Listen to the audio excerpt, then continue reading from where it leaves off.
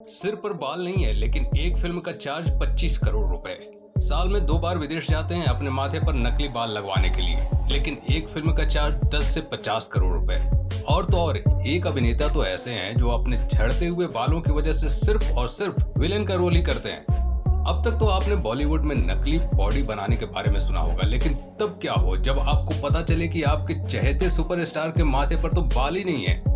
दोस्तों, आज हम उम्रदराज अभिनेताओं के बारे में बात नहीं कर रहे हैं। आज हम आपको बताएंगे कि कैसे कपिल शर्मा और रणवीर कपूर जैसे कम उम्र वाले कलाकार भी बहुत साल पहले गंजे हो चुके हैं। कपिल शर्मा दोस्तों हमारी इस लिस्ट में सबसे पहले नंबर पर आते हैं। कॉमेडी के बादशाह कपिल शर्मा। यकीनन आपको ये नाम इस लिस्ट में सुनकर थोड़ा अजीब लग रहा होगा, क्योंकि आज तक आपने कपिल शर्मा को जितनी बार भी देखा होगा उनके सिर पर अच्छे खासे बाल दिखाई देते होंगे।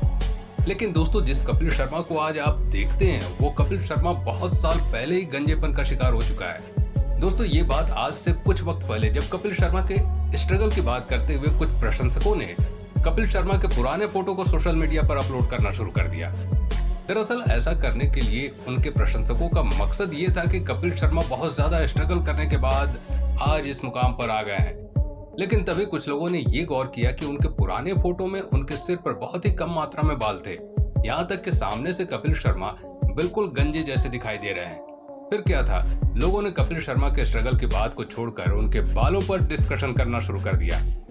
जिसके बाद कपिल शर्मा के ही एक करीबी ने बताया कि कपिल शर्मा बहुत कम उम्र में ही गंजेपन का शिकार हो गए थे। जिसके बाद कपिल शर्मा को फिल्मी दुनिया में अपना कैरियर बनाने के लिए हेयर ट्रांसप्लांट का सहारा लेना पड़ा।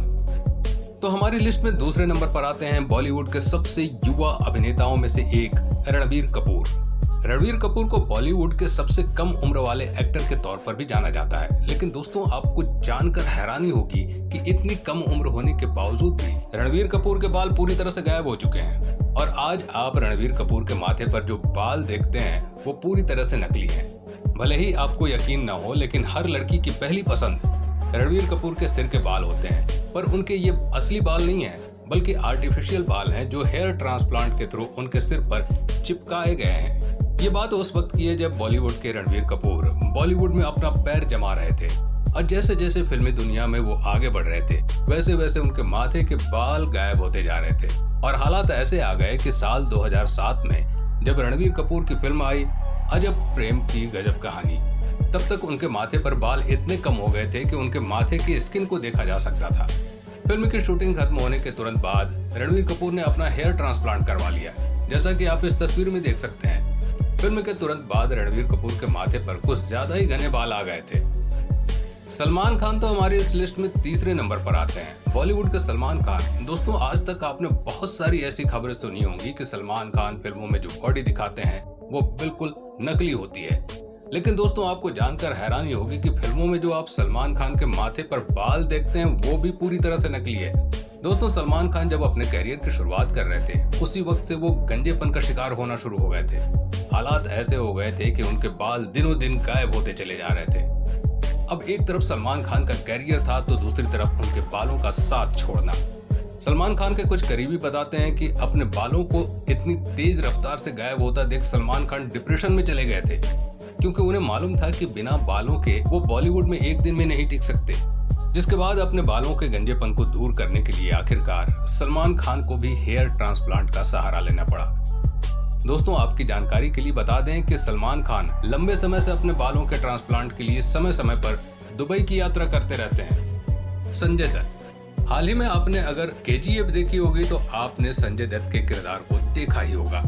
दोस्तों, संजय दत्त बॉलीवुड के उन सुपरस्टार में से एक हैं जिनका नाम टॉप पर लिया जाता है। भले ही इन्होंने कम फिल्में की हों, लेकिन जितनी भी फिल्में की हैं वो सारी बेहतरीन थी।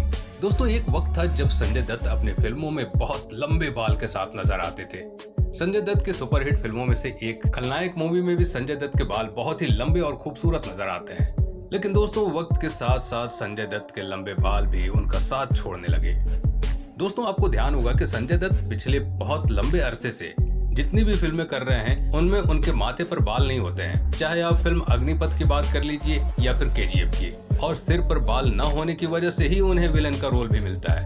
और अगर आप ध्यान दें तो आपको फिल्म मुन्ना भाई MBBS और शूट आउट एट लोखंडवाला याद होगा, जिसमें आप देख सकते हैं कि संजय दत्त के माथे पर बहुत ही कम मात्रा में बाल होते हैं। आज के वक्त में जब भी संजय दत्त को जरूरत पड़ती है, जरूरत के हिसाब से अपने माथे पर नकली बाल लगवा लेते हैं। तो दोस्तों, आप में से बहुत सारे दर्शक ऐसे होंगे जिन्हें बाल झड़ने की समस्या होगी, या फिर कुछ लोग ऐसे भी होंगे जिनके बाल बहुत ज्यादा झड़ चुके होंगे। तो दोस्तों, आपको बता दें कि बालों की समस्या को लेकर आपको ज्यादा परेशान होने की जरूरत नहीं है, क्योंकि बालों की समस्या सिर्फ आपकी नहीं बल्कि बॉलीवुड के बड़े बड़े सुपरस्टार्स को भी है।